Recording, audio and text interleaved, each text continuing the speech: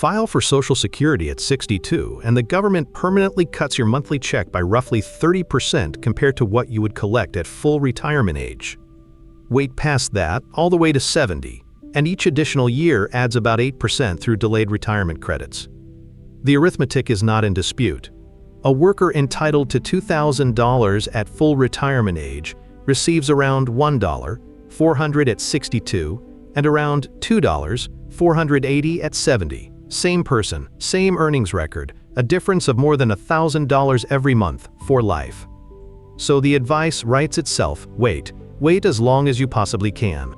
It is the single most repeated instruction in American retirement planning, and on its own terms it is correct. Delaying produces the largest lifetime benefit for the person who lives long enough to collect it. Every calculator confirms it. Every columnist repeats it. Filing early by this logic is simply a mistake made by people who did not run the numbers. And yet the people who run the numbers most carefully, actuaries, tax planners, advisors who model retirement for a living, file early more often than the advice would predict. That is the contradiction worth sitting with. Because the 30% cut is not a lie, it is an answer. A precise, defensible answer to one specific question.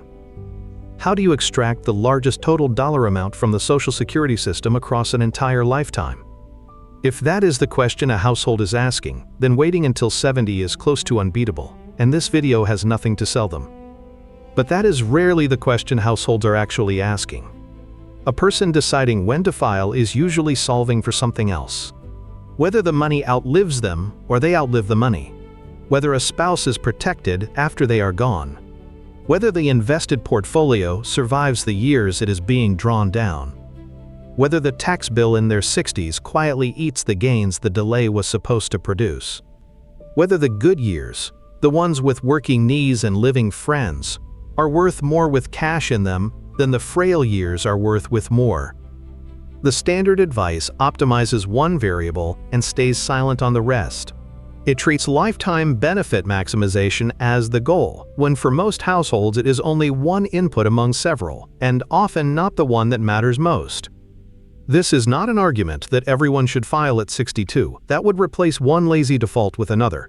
The claim is narrower and more useful. There is an identifiable set of conditions, 7 of them, under which filing at the earliest possible age is not a failure of discipline, but the mathematically and strategically correct move. Each is a distinct situation, not a vague preference. Each can be checked against a household's own figures. Before those 7, the mechanism has to be understood, what the break-even math actually rewards, and what it quietly leaves out. Because most people who file early do it for a reason that only looks like one of the 7. Telling the good reasons from the imitations is the entire game. The delayed credits are real, the reduction is real, the $1,000 monthly gap is real. None of that is in question here. What is in question is whether that gap answers the question a household is standing in front of, or a different one asked long ago by someone else about someone else's life. Financial planners have a name for the moment the whole "wait until 70 inches" case rests on. They call it the break-even age. It is the single number that decides whether patience pays, and almost nobody who repeats the advice can tell you what theirs is. Here is how it works. Filing early means smaller checks that start sooner. Delaying means larger checks that start later. For a stretch of years, the early filer is ahead. They have been collecting while the patient one collected nothing. Then the larger delayed check slowly closes the gap, dollar by dollar, until one day the cumulative totals cross. That crossing point is the break-even age. For a worker choosing between 62 and full retirement age, that crossing typically lands somewhere in the late 70s to around age 80. Between filing at 62 and waiting all the way to 70, the break-even drifts later still, often into the early to mid-80s, depending on the earnings record and the assumptions used. Read that plainly, waiting only wins if the worker lives past the break-even age. Every month before it, the early filer was ahead. Every month after it, the patient one pulls further ahead and never looks back. So the wait rule is not really solving for the largest monthly check. It is solving for the largest cumulative lifetime total, and it can only deliver that total to a person who lives long enough to reach the far side of the crossing. This is the variable the advice optimizes and rarely names: longevity. Wait until 70 is, underneath the arithmetic, a bet on living well into the 80s or beyond. For someone who does, it is a superb bet. Social Security is inflation-adjusted and paid for life, and the delayed benefit is one of the few sources of guaranteed, rising income an ordinary household can access. Living long turns the delay into a windfall. But notice what the break-even number hides while it dazzles. It hides the fact that the money delayed is money not spent, not invested, not available during the exact years the household most wanted flexibility. It hides the survivor question, what the check does for a spouse left behind. It hides the tax interactions in the 60s, the market conditions during withdrawals, the difference in what a dollar buys at 64 versus 84. The break-even calculation treats every future year as identical, a neutral container waiting to be filled with benefit dollars. Households do not experience years that way. And it hides the most basic assumption of all, the one hiding in plain sight, that the person will still be alive to collect. Recalculate with that in view, and the wait rule stops being a universal answer and becomes a conditional one. It is the correct move for a household optimizing lifetime dollars, expecting long life, holding enough other resources to bridge the gap, and facing no complicating claim on the record. Change any one of those inputs, and the math does not merely soften, it can flip.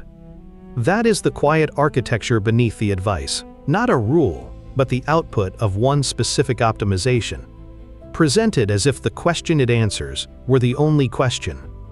It assumes the goal. It assumes the lifespan. It assumes the household can afford to wait at all. So the honest first question is not, how do I get the biggest check?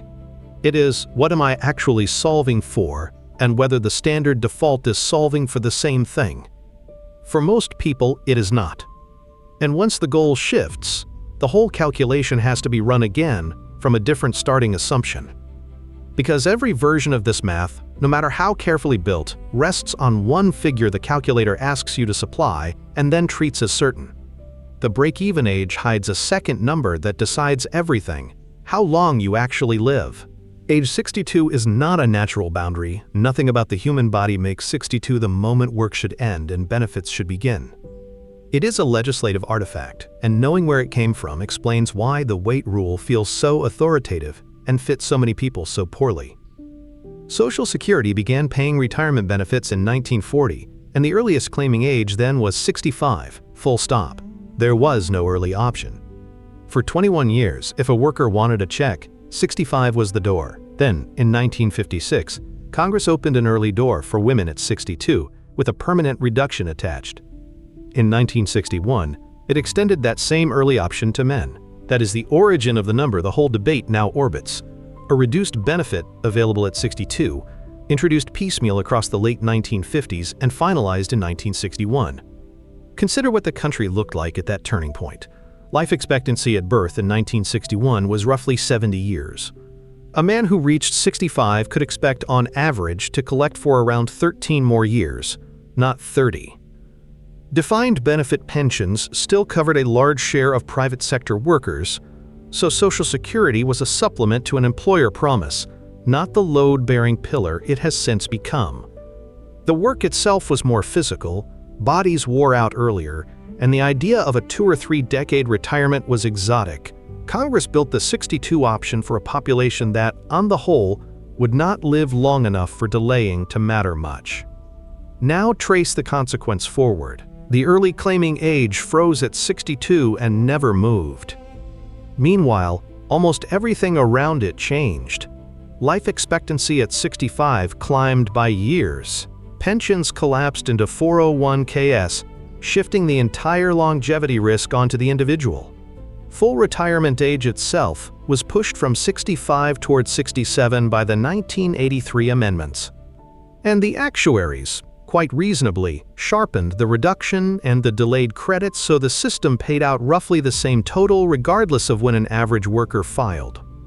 That last adjustment is the quiet engine under the wait advice. The delayed retirement credit of about 8% a year and the reduction for filing at 62 were calibrated to be actuarially fair to a person of average life expectancy. Read that word carefully, fair. The system is not trying to reward patience or punish haste.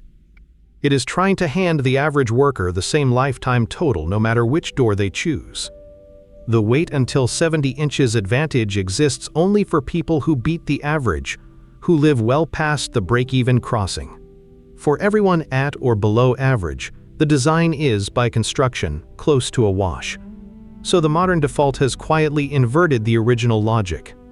In 1961, 62 was the sensible expectation for a population that would not see many years past it. Today, the advice treats 62 as the reckless choice and 70 as the disciplined one, a recommendation optimized for a lifespan that a large share of filers will never reach. The rule did not adapt to the population. The population changed, and the rule kept being repeated as if it hadn't. Which returns the whole question to what it was always solving for. The weight math optimizes actuarial lifetime total for a long-lived worker. If that is precisely the household's goal and situation, the advice is sound. If it is not, the household has been handed an answer to a question it never asked. And that exposes the one input the entire structure stands on. Before any of the 7 reasons can matter, a single prerequisite decides whether waiting is even a real option on the table. Waiting until 70 is not a decision most households actually get to make. It is a decision they have to be able to afford, and the 2 things that decide whether they can afford it are the same 2 things. The break-even math either assumes or ignores how long the person lives and where the money comes from in the meantime. Those are the gate, everything downstream. All 7 reasons, every case, every worked example, passes through them first. Miss the gate, and the rest of the analysis is theater. Start with the second one, because it is the one people underestimate. Deferring a benefit from 62 to 70 is not free waiting. It is 8 years without a Social Security check, 8 years the household still eats, still pays a mortgage or rent, still fills prescriptions, still repairs the roof. That money has to come from somewhere. And there are only 3 somewheres: a paycheck, a portfolio, or a pension. If none of the 3 can cover the gap comfortably, the delay is not a strategy. It is a spend down of the assets the delay was supposed to protect. Contrast 2 households, identical on paper except for the bridge.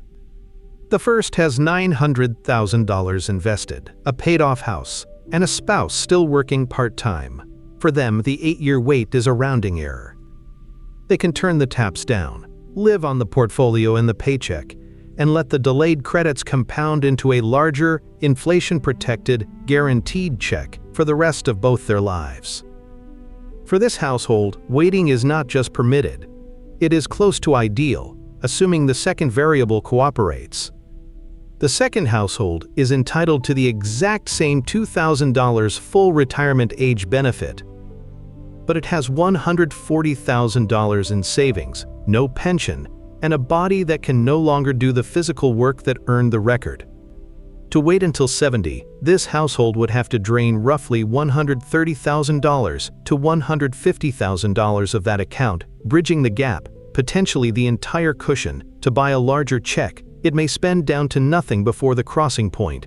It is selling the emergency fund to gamble on longevity. The break-even calculator will still tell it to wait, because the calculator was never asked whether the household could survive the wait. It only knows the arithmetic of a person who can. That is the distinction the standard advice blurs. Break-even age math and cash flow survival are not the same question. Break-even asks whether waiting eventually pays more. Cash flow asks whether the household reaches eventually solvent and intact. A plan can win the first and lose the second, mathematically superior over a full lifetime while forcing the household into portfolio fire sales, credit card balances, or a distressed sale of the house in year 3. Lifetime optimal and survivable are different words, and only one of them keeps the lights on in the meantime. Fold the first variable back in, because it multiplies the risk. Waiting is a longevity bet. Draining the bridge to place that bet only makes sense if the household is confident it will live well past the crossing in the early to mid-80s. A household with modest assets and a shortened health horizon is being advised to spend its liquidity to win a bet its own biology says it will probably lose. The 2 prerequisites are not independent. They interact, and when both point the wrong way, they compound. So before any household argues about credits and reductions, it has to answer the prerequisite honestly. Can it fund the years between 62 and 70 from paycheck, portfolio, or pension without gutting what it was trying to preserve? And is it statistically likely to live long enough for the larger check to ever pay the bridge back? If the answer to either is a firm no, the weight is not a discipline the household failed to have. It is a luxury the household was never in a position to buy. And for a specific identifiable set of households, the answer is no, which is not a footnote to the 7 reasons. It is the first of them. The prerequisite that closed the last block does not stay abstract for long. It resolves into 2 of the 7 reasons directly, because the 2 conditions that can make waiting impossible are, when they are actually present, the 2 clearest reasons to file at 62. Start with the one people find hardest to say out loud.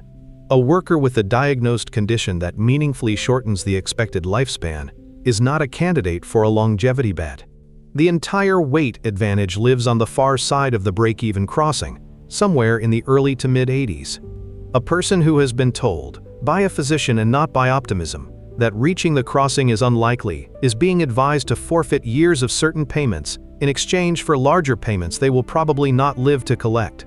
The actuarial fairness built into the system assumes average life expectancy. Someone below the average is, by the system's own design, better served by filing early. This is not fatalism, it is reading the same table the calculator reads, and refusing to pretend the health line does not exist.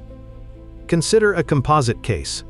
A man of 62 with a serious cardiac condition and a family history that points the same direction. His full retirement age benefit is $2,000. Filing now gives him roughly $1,400 a month, starting immediately. Waiting to 70 would give him about $2,480, but only beginning at 70, and only paying off if he lives past his early 80s. Given his diagnosis, the honest planning horizon is his mid-70s.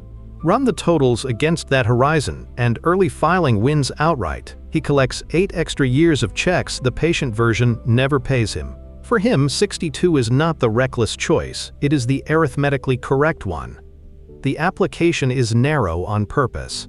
This reason requires a genuine, documented reduction in life expectancy, not a vague sense of feeling one's age, not a single scary appointment. The distinction matters because the whole video hinges on separating real conditions from imitations. A known, serious diagnosis clears the bar. A hunch does not. The second reason is the empty bridge, and it is the prerequisite from the last block turned into a decision. A household with no paycheck to lean on, no pension, and a portfolio too thin to fund 8 years of living cannot wait without cannibalizing the very assets it was trying to preserve. Filing at 62 is not a surrender here.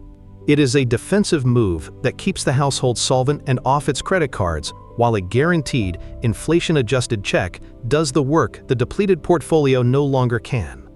Take the second household from before, the same $2,000 entitlement, roughly $140,000 saved, no pension, a body that can no longer do the physical work. If it insists on waiting to 70, it drains most of that $140,000 bridging the gap, buying a larger check it may not live long enough to recover. Filing at 62 instead lets it draw about $1,400 a month immediately, leaving the savings intact as an actual emergency fund rather than a fuse being burned down. The early check stabilizes the household precisely because it stops the drawdown. One caution belongs here, because it trips up early filers who are still working. The earnings test claws back $1 of benefits for every $2 earned above an annual limit, around $23,400 in 2025, until the year full retirement age is reached.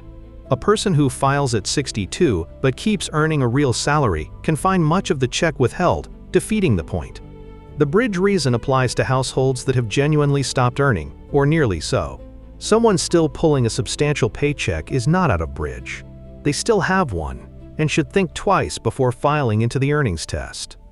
Both of these reasons are about the individual sitting in front of the numbers. The lifespan is theirs, the empty bridge is theirs. The decision resolves inside one household's own biology and balance sheet. But the third reason is not about the filer at all. What happens to the check when one of 2 spouses dies? The answer is where the third reason lives, And it rearranges the whole calculation, because now the person filing early is not optimizing their own lifetime total at all. They are optimizing someone else's.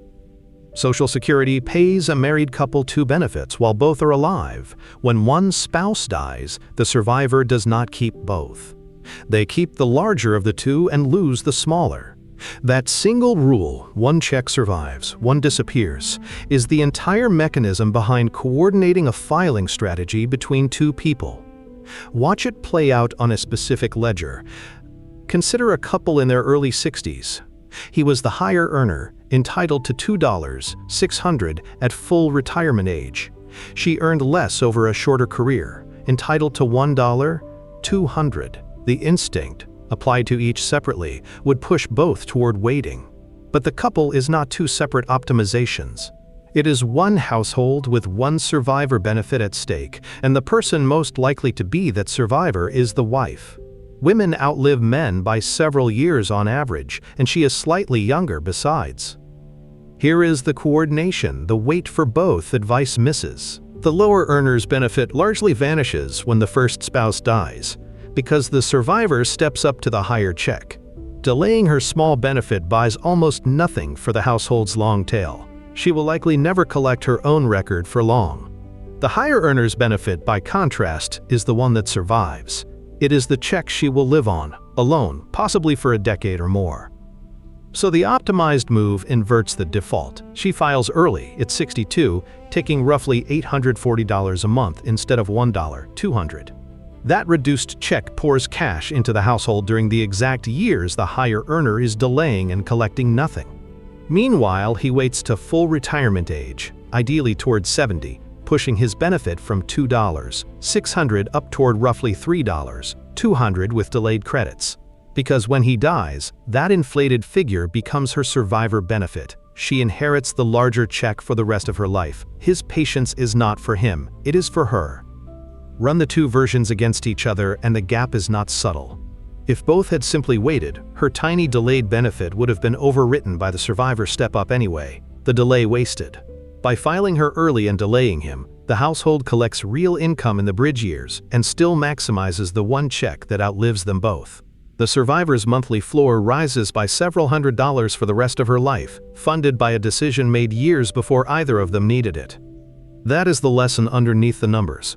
In a two-earner household, the benefits are not independent decisions to be optimized in isolation. They are a system with a shared output, the survivor's check, and the correct move for the lower earner can be to file at the earliest possible age, precisely because doing so protects the delay of the higher earner. Filing at 62 here is not impatience. It is the mechanism that lets patience happen where patience actually pays. And it answers, at last, the question left hanging 2 blocks ago: can this household afford to wait long enough for the math to matter? For a coordinated couple, the answer is yes, but only because one of them filed early to fund the weight of the other. The lower earner's small, reduced check is the bridge. It is what buys the household the years it needs to reach the far side of the higher earner's break-even, without draining the portfolio to get there. The wait becomes survivable because the early filing paid for it. Sit with how much of this rests on a single assumption. 2 adults, 1 earnings record between them, or 2 records feeding 1 survivor. The whole coordination, the bridge, the step-up, the protected check, depends on there being exactly 2 people in the arrangement, one who files early and one who waits. Not every household is built that way. Some carry a third person on the record, a dependent who never leaves, whose claim does not end when the working years do. A man files for Social Security at 62 and a second check begins the same month, one he never earned, paid to a son who is 31 years old. That is not a loophole, it is a provision written into the program, and for the households it touches, it rewires the entire filing decision. Consider a composite family. A father, 62, entitled to $2,000 at full retirement age. A daughter, now in her late 20s, born with a developmental disability that has meant she has never been able to support herself, and never will. She lives at home. She has no earnings record of her own, and never had the chance to build one.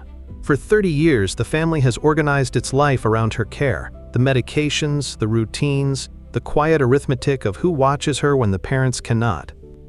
Social Security has a name for what she is: a disabled adult child. If a disability began before age 22, a dependent can draw benefits on a working parent's record, but only once that parent files. The provision can pay the adult child up to half of the parent's full retirement age amount while the parent is alive, and it converts into a survivor benefit after the parent dies. On this father's $2,000 record, that is potentially $1,000 a month for his daughter, flowing the moment he claims, and not before. Here is where the standard advice breaks against the facts of the household. Tell this father to wait until 70, and the instruction carries a hidden cost the calculator never sees. His own delayed credits grow, yes. But every year he waits is a year his daughter's benefit does not exist. That is roughly $12,000 a year for as long as the delay lasts. Money the family forgoes not to gain a larger check later, but to satisfy an optimization built for a household of 1 or 2, not 3. 8 years of waiting is not just his deferred income, it is her benefit, unpaid, in the exact years the family is stretched hardest. The daughter's payment is subject to a family maximum, a ceiling on total benefits paid on one record.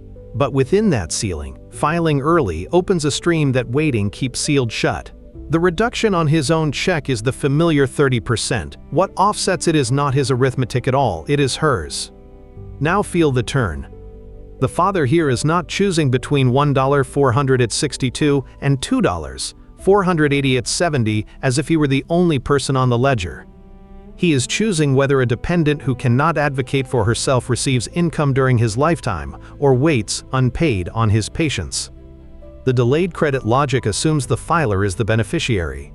Here, the filer is a steward. His signature turns on a check for someone whose entire financial future is tethered to his record and to nothing else. So the calculation flips again, the way it flipped for the survivor coordination. But the reason is different. There, early filing funded a spouse's wait. Here, early filing funds a dependent's existence. The math still has to be run. The family maximum, the interaction with the mother's own benefit if she has one, the earnings test if the father keeps working. None of that is waved away. But the goal has moved. The household is no longer solving for the largest lifetime total on one person's record. It is solving for continuous support of a person who will need it every month, for the rest of a life that may outlast both parents. For this family, 62 is not early, it is on time. So far, every reason has turned on need: a shortened horizon, an empty bridge, a spouse to protect, a child who cannot wait. But 2 of the 7 are not about need at all. They are pure strategy. A retiree opens the quarterly statement in March 2020, and the portfolio that funded the retirement is down 31% in 5 weeks. The plan was to wait until 70 and live on withdrawals in the meantime. Now every dollar pulled out is a dollar sold at the bottom, locked into a loss that will never recover. This is the trap the break-even math never models, because the break-even math assumes the money waiting in the account simply sits there, patient and untouched, growing at a smooth average return. Real portfolios do not grow at averages. They grow in fits, and they fall in sudden cliffs, and the timing of those cliffs decides everything. Planners have a name for the danger: sequence of returns risk.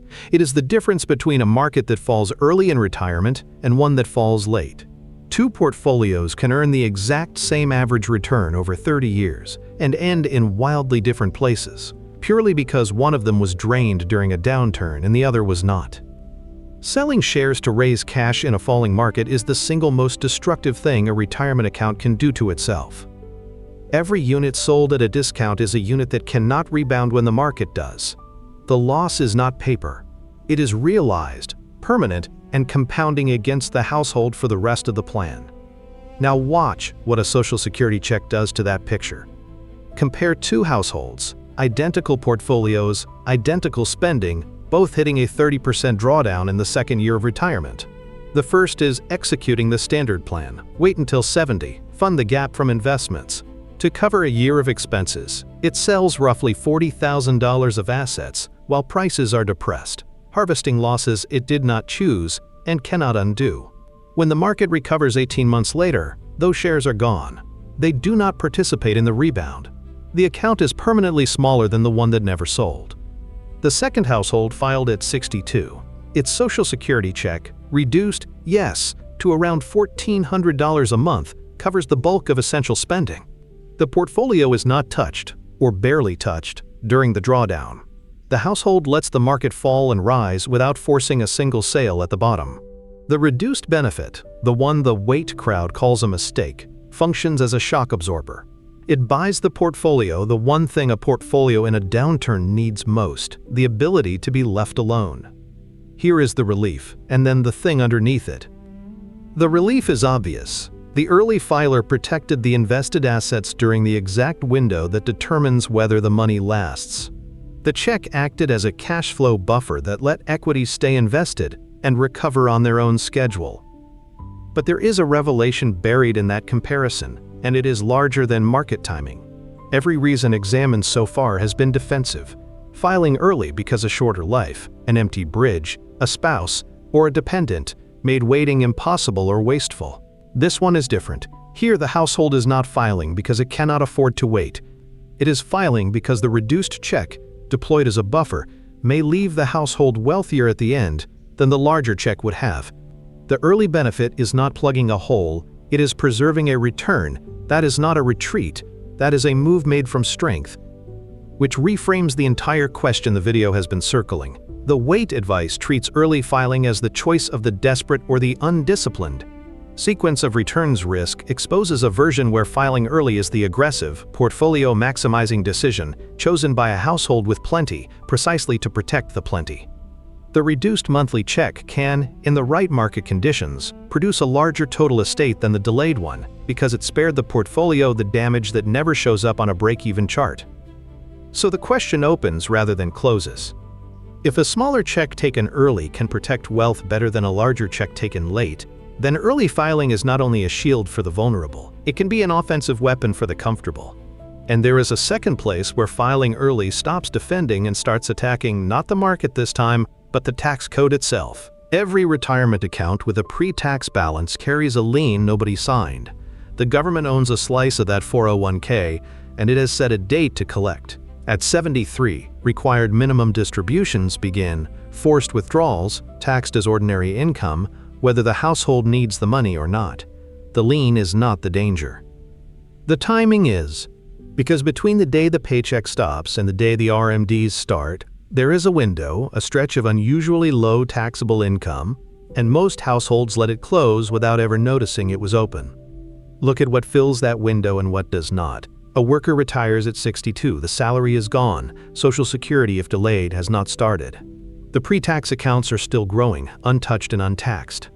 For a household in that gap, taxable income can fall dramatically, sometimes into the 10 or 12% federal brackets for the first time in decades.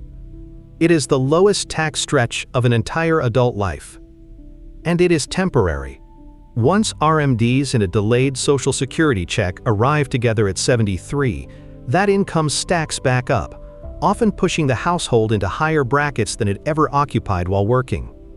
The strategic move inside that window is the Roth conversion. Money is moved from a pre-tax IRA into a Roth.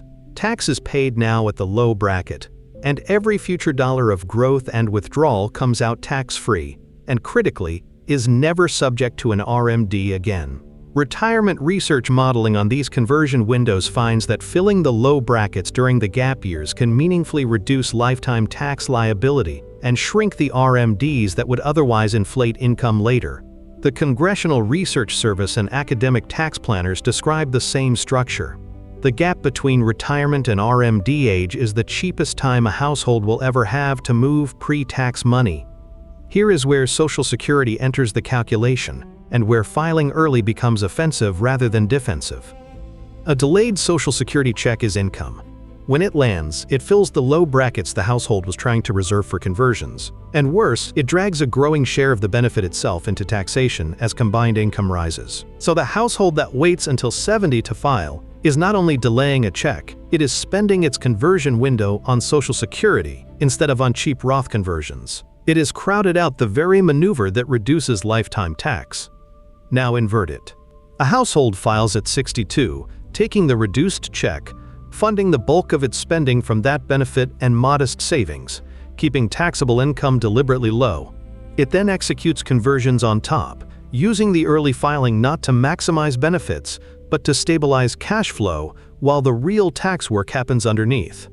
Or, in a variant, it uses a portfolio bridge to keep the gap years empty and converts aggressively a distinct sequencing question. Either way, the point holds. The timing of the Social Security claim is a tax lever, not just a benefit lever. Sit with the reframing, because it answers the question that has been standing open since the market drawdown reason. Is early filing ever an offensive move, not just a defensive one? The bracket window says yes, unambiguously. The household here is not filing because it is out of options. It is filing, or deliberately not filing, as one input in a multi-year campaign to move money through the tax code at the lowest possible cost. The reduced check is a tactical piece, chosen by a household with assets and a plan, to win a game measured not in Social Security dollars but in lifetime tax paid. That is the reversal the weight default cannot see. Its arithmetic optimizes one benefit stream and treats taxes as weather, but the household that thinks in brackets knows the claiming decision and the conversion decision are the same decision, run on the same calendar, competing for the same scarce low-income years. 6 reasons in, everyone has still answered to math: break-even, survivor step-ups, family maximums, sequence risk, tax brackets. The 7th abandons the math entirely. And it may be the most defensible of all. 2 retirees have the identical pension, the identical portfolio, the identical delayed benefit waiting at 70. One spends his early 60s hiking the trails he circled on a map for 30 years. The other spends his early 60s in a cardiology waiting room, then a knee replacement, then the slow discovery that the body which was going to enjoy the money later has quietly stopped asking for it. Same balance sheet. 2 completely different retirements. The break-even chart cannot tell them apart because the chart counts dollars and never once counts the years those dollars land in. That is the observation reason 7 is built on, and it is the one the entire wait until 70 apparatus is engineered to ignore. The arithmetic treats age 64 and age 84 as interchangeable containers. A dollar is a dollar. Deposit it whenever the total comes out largest. But a dollar is not a dollar. A dollar at 64 buys a flight, a trip taken while both spouses can still walk the terminal without help. A dollar at 84 buys a slightly larger balance in an account increasingly spent on care rather than experience. The money is fungible. The years are not. Economists have circled this without always naming it, the declining marginal utility of a dollar across a retirement. Spending data on retiree households shows discretionary outlays, travel, dining, recreation, peaking in the early retirement years and falling steadily into the late 70s and 80s, even among households that still have the money to spend. The wallet does not empty. The appetite does. The go-go years give way to the slow-go years give way to the no-go years. And no delayed credit calculation has ever adjusted for the fact that the check arriving at 70 lands in a decade with fewer things worth buying. Now the contra example, because reason 7 is the one most easily faked and the distinction is everything. Consider the household that files at 62 to fund a stretch of genuinely constrained years, a couple who spend the reduced check on the specific things a body can only do while it still works. The Pacific Crest section they will not manage at 75, the years with grandchildren young enough to want them around. This is reason 7 in its legitimate form, a deliberate trade of lifetime dollars for lived utility, made with open eyes by a household that can afford the smaller check, because the delay would have bought a decade it could no longer fully use. Set beside it the counterfeit. A different household files at 62 for the same stated reason. Enjoy it now.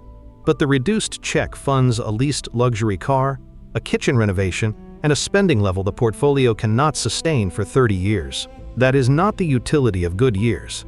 That is consumption borrowed against a survivor who will inherit a thinner check and a drained account. The words are identical. The structure is opposite. One household spends early because the marginal year is worth more now than later. The other spends early because it prefers not to wait and dresses impatience in the language of carpe diem. The line between them is whether the trade is affordable and intentional or merely comfortable. Reason 7 requires that the household could have waited and chose not to for the specific reason that the early years hold utility the late years cannot return. It does not license spending the household cannot support. That is the imitation wearing the reason's clothes. The seventh reason is not soft.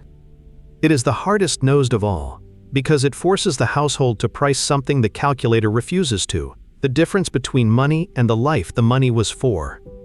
Waiting maximizes the dollars. It cannot maximize the decades. And for a household clear about which of those it is short on, filing at 62 to spend in the years that can still be spent is not indulgence. It is the one optimization the break-even math structurally cannot perform.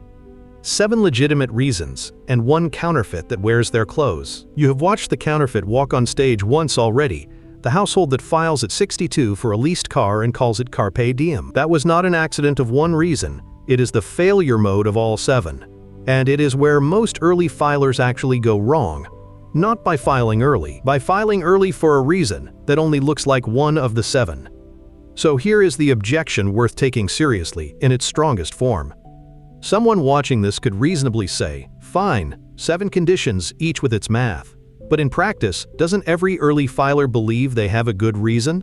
The man who is simply tired of working tells himself his knees are shot, and calls it reason 1. The couple that never modeled the survivor benefit files early because the check is sitting there, and calls it reason 3 after the fact. The household spooked by a single bad quarter files to stop the bleeding and calls it sequence of returns discipline. If a reason can always be found, the framework is not a filter. It is a permission slip. Every impulse arrives pre-dressed in one of your 7 costumes. That objection is not weak. It is the most honest thing that can be said about a conditional framework, and it deserves the steel man it just got. Because the record supports it. The most common trigger for early claiming is not a diagnosis or a coordinated survivor plan. It is the simple fact that the money became available and the person stopped working. Fear and fatigue are real reasons people file. They are just not, on their own, the 7. Here is the rebuttal, and it is the whole point of the exercise. The 7 reasons are not feelings. They are conditions with a checkable structure. That structure is the filter, and it is what separates the reason from its imitation. A shortened life expectancy is not a mood. It is a documented diagnosis with a physician behind it, not a bad week. An empty bridge is not the wish to stop working. It is the demonstrable absence of paycheck, pension, and adequate portfolio to fund the gap without gutting it. And if a real salary is still coming in, the earnings test exposes the lie by clawing the check back. A survivor coordination is not the check is sitting there. It is a 2-record calculation that shows the lower earner's benefit gets overwritten anyway. A sequence of returns move is not panic selling in reverse. It is a household with a funded portfolio choosing to buffer it, not one that never had the assets to begin with. Notice what every counterfeit has in common. It states the reason but cannot survive the arithmetic behind it. The tired worker who claims a health horizon has no diagnosis to point to. The spooked household that calls it sequence risk cannot show the portfolio it was protecting, because the portfolio was already too thin to bridge anything. The imitation borrows the language and skips the numbers. That is precisely why the language is not enough. So the test is not, can I find a reason? A reason can always be found. The test is, does the condition hold up when the figures are put to it? Fear feels like reason 2 but fails the balance sheet check. Impatience feels like reason 7 but fails the affordability check.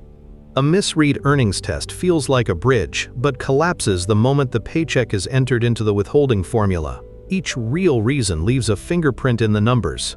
Each imitation vanishes when you look for it. Which is why the framework was never meant to be run in the abstract, from a rule of thumb or a columnist's default. It was meant to be run against a specific household's own diagnosis, own bridge, own 2 records, own portfolio, own bracket, own honest reckoning of which years it is short on. 7 reasons that are conditions, not preferences, and each one either holds against your figures or it does not. Which leaves one question: how to run this on your own numbers instead of a rule of thumb. 2 households sit at the same kitchen table with the same $2,000 full retirement age benefit, the same calculator open, the same question in front of them. One files at 62 and is right to. One files at 62 and will spend the next 20 years paying for it. The number on the screen is identical. The decision is opposite.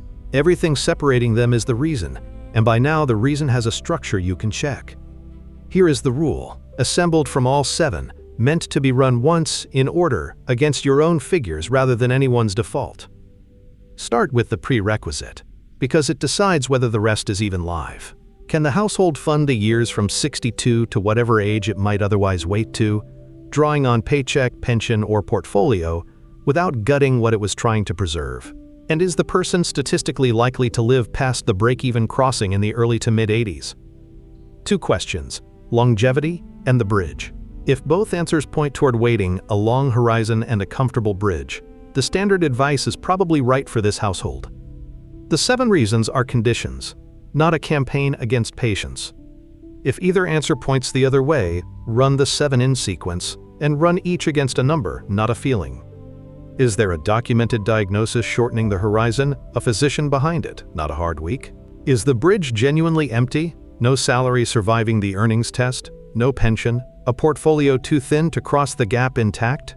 Are there 2 records feeding one survivor, where filing the lower earner early funds the delay of the higher one? Is there a disabled adult child whose benefit stays sealed until the parent files? Is a funded portfolio being drained into a market drawdown that a reduced check could buffer? Is there a low bracket window between the paycheck and the RMDs that a delayed check would crowd out? And is the household short, not on dollars, but on the years the dollars were for, able to wait, choosing not to, because the early decade holds utility the late one cannot return? Each question either holds against the figures or it collapses. A reason can always be found. A condition that survives its own arithmetic cannot always be found, and that difference is the entire framework. Which closes the loop that opened the video. Why do the people who model retirement for a living, the actuaries, the tax planners, file early more often than the advice predicts? Not because they distrust the break-even math. They built it. They file early because they know what it optimizes and what it omits. The math solves for the largest lifetime total, handed to a long-lived worker with a comfortable bridge and no competing claim on the record. It was never wrong. It was answering one question with confidence and staying silent on every other question a household actually carries to the table.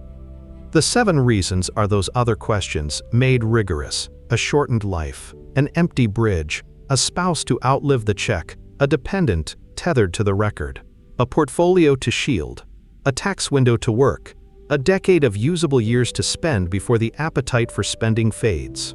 Each is a place where the largest check and the right check are not the same check.